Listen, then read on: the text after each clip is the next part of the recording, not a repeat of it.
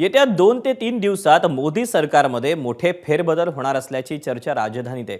याचे संकेत देणाऱ्या घटना काही दिवसात घडल्या। गेल्या 1-2 महिन्यात लोकसभा आणि राज्यसभेत एनडीएचं संख्याबळ वाढलं। या पार्श्वभूमीवर कुणाला संधी मिळणार, कोणत्या अकार्यक्षम मंत्र्याला डच्चू मिळणार याची चर्चा सुरू झाली आहे। बघूया याच्यावरचा हा स्पेशल रिपोर्ट। केंद्रीय मंत्रिमंडळाचा लवकरच विस्तार,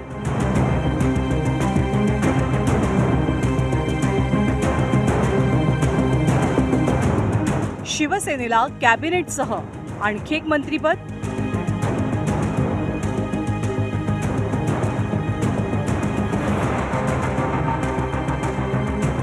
नीट पेपर फुटीनंतर धर्मेंद्र प्रधानांचं काय होणार?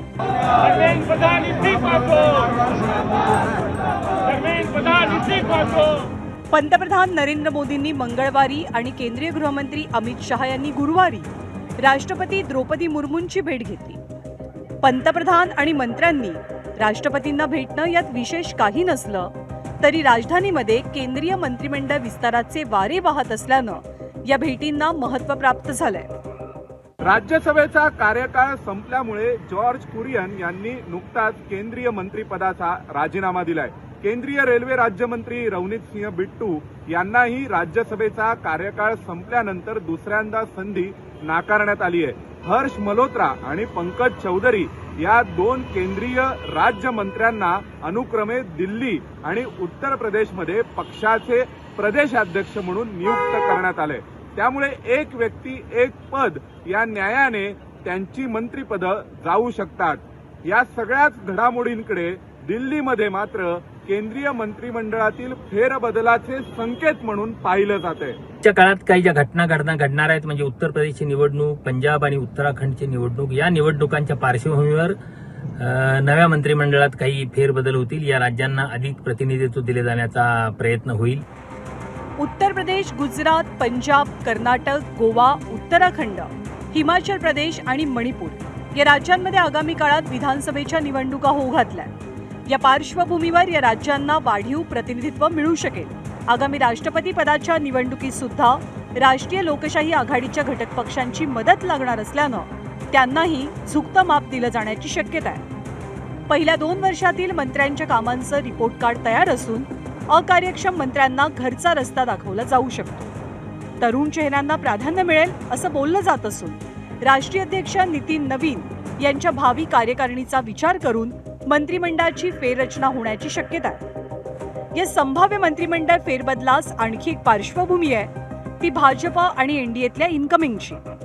राघव चड्ढा यांच्यासह आम आदमी पक्षाचे 7 राज्यसभेचे खासदार भाजपत आले, तर तृणमूल काँग्रेसच्या 20 लोकसभा सदस्यांनी ममता बॅनर्जींपासून फारकत घेतली आहे।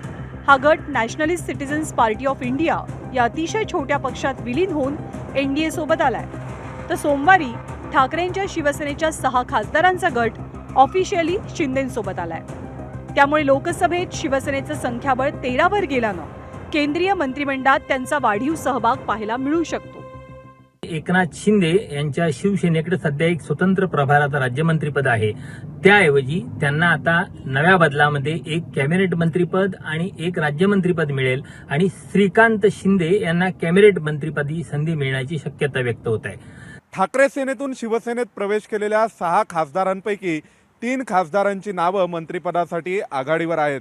त्यापैकी वाशिमचे संजय देशमुख आणि परभणीचे संजय जाधव यांना 1.5 वर्षासाठी मंत्रिपद दिलं जाऊ शकतं, तर ओमराजे निंबाळकर यांना पुढल्या टर्ममध्ये राज्यमंत्रीपदाचं आश्वासन देण्यात आल्याचं सांगितलं जात आहे। नीट परीक्षेचा पेपर फुटल्यानं केंद्र सरकारची नाचक्की झाली। केंद्रीय शिक्षण मंत्री धर्मेंद्र प्रधान यांच्या राजीनाम्यासाठी काँग्रेसचा दबाव असून कॉकरोच जनता पार्टी सुद्धा आंदोलन करते।